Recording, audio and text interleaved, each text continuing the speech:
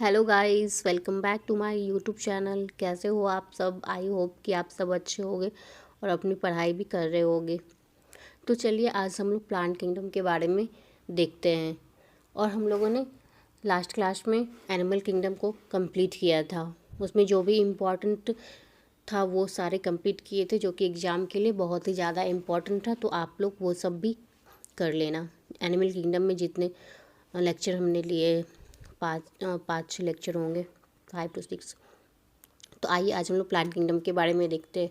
तो plant kingdom में जैसे दिया विटिकर्स क्लासिफिकेशन। तो विटेकर ने 1969 में 5 किंगडम ऑफ क्लासिफिकेशन दिए थे, जिसमें कि मोनेरा, प्रोटिस्टा, फंजाई, प्लांटी और अनेमेलिया आते हैं। उसके बाद यहाँ पे क्लासिफिकेशन सिस्टम में लीनियस का आया था, बैंथम होकर ये सब दिए हुए हैं।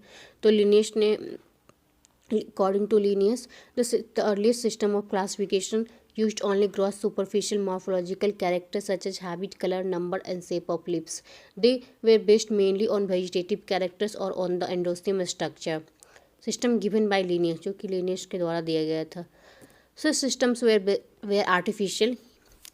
They separated the closely related species since they were based on a few characteristics. Also, the artificial system give equal weightage to vegetative or sexual characteristics. It is not acceptable since we know that often the vegetative characters are more easily affected by environment.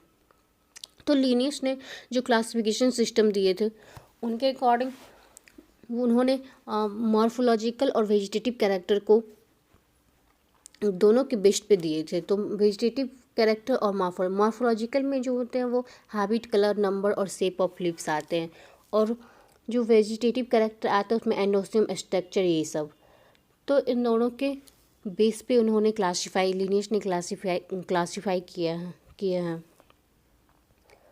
तो ये vegetative character जो होते हैं वो environment से affect भी होते हैं, इसलिए इस क्लासिफिकेशन सिस्टम को एक्सेप्ट नहीं किया गया। और इस सिस्टम के अगेंस्ट जो है वो बैंथम हुकर के क्लासिफिकेशन सिस्टम आया। तो according to Bentham Hooker, against this natural classification, तो बैंथम हुकर का क्लासिफिकेशन सिस्टम था उसे नेचुरल क्लासिफिकेशन सिस्टम भी बोलते हैं। और जो लीनियस का क्लासिफिकेशन सिस्टम था उसे आर्टिफिशियल सिस्टम ऑफ क्लासिफिकेशन भी बोलते हैं।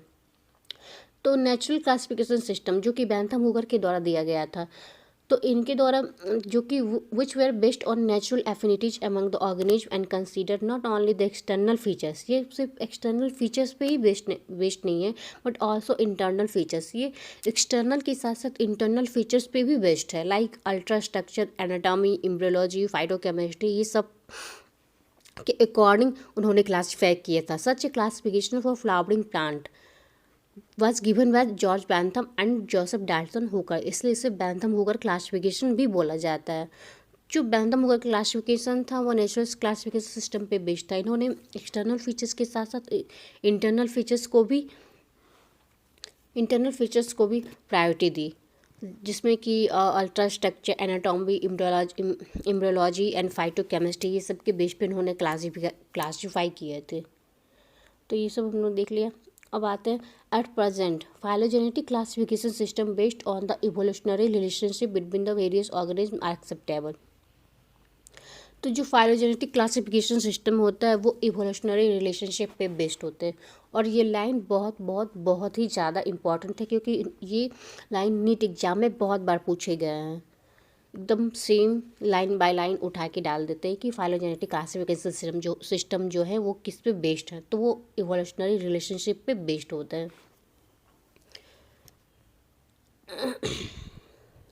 उसके बाद हम लोग न्यूमेरिकल टेक्सोनोमी, साइटोटेक्सोनोमी और कीमोटेक्सोनोमी ये सब देखते हैं। तो numerical taxonomy which is now easily carried out using computer is based on all observable characters. Numbered codes are assigned to all the characters and data then processed. तो numerical taxonomy जो computer based होते हैं, इसमें कि number and codes को assign करते हैं and then processed करते हैं। फिर साइटोटेक्सोनॉमी आता है जो कि साइटोलॉजिकल इंफॉर्मेशन पे बेस्ड होते हैं, जिसमें कि क्रोमोसोम नंबर, स्ट्रक्चर, बिहेवियर आते हैं। And then chemotaxonomy that is uses the chemical constituent of the plant to resolve confusions and are also use by taxonomist this days. तो कीमोटैक्सोनॉमी जो होता है केमिकल कंस्टिट्यूट पे बेस्ड होते हैं, जो कि प्लांट को प्लांट की कन्फ्यूजन को रिजॉल्व प्लांट में जो भी कन्फ्यूजन होता है उसे रिजॉल्व करते हैं, जो कि टैक्सोनॉमिस्ट के द्वारा इन दिनों यूज़ किए जाते हैं। तो ये सब प्लांट किंगडम में कुछ बेसिक चीज़ें दिए हुए हैं जिससे कभी कभी क्वेश्चन पूछ लिए जाते हैं। इसमें से फाइलोजेनेटिक क्लासिफिकेशन सिस्टम जो होता है वो ये बहुत ही ज़्यादा इंपॉर्टेंट है, ये डायरेक्ट क्वेश्चन पूछ लिए जाते हैं। तो आप लोग देख लेना। And Whittaker system of classification, ये भी इम्पॉर्टेंट है, जो कि 1969 में दिया है, वो दिए हैं उन्होंने। किंगडम को 5 भागों में डिवाइड किया, इसमें Monera, protista, fungi, planting and Animalia आते हैं। ये सब इम्पॉर्टेंट है। अब एल्गी के बारे में